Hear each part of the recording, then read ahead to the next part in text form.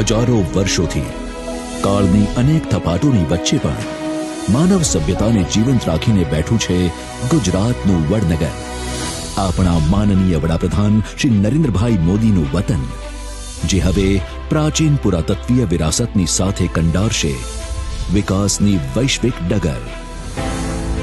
માનનીય કેન્દ્રીય ગૃહ અને સહકારિતા મંત્રી શ્રી અમિતભાઈ શાહ વડનગરમાં કરશે ₹400 કરોડથી વધુના વિકાસ કામોનું લોકાર્પણ, જે પૈકી ભારતનું સૌપ્રથમ આર્કિયોલોજીકલ એક્સપિરિયન્શિયલ મ્યુઝિયમ અહીં મળેલા પુરાતત્વીય અવશેષો ઉપરાંત વડનગરના 7 અલગ અલગ કાલખંડોના ઇતિહાસને અત્યાધુનિક ટેકનોલોજીથી તાદૃશ્ય કરશે.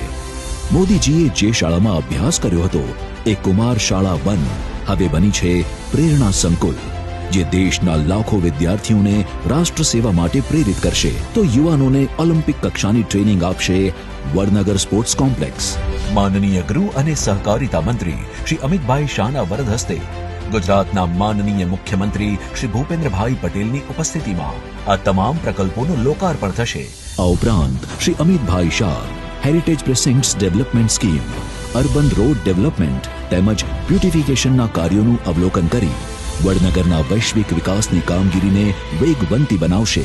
જીવંત વારસાની સાથે અનંત વિકાસ સાધશે આપણું અનંત અનાદિ વડનગર.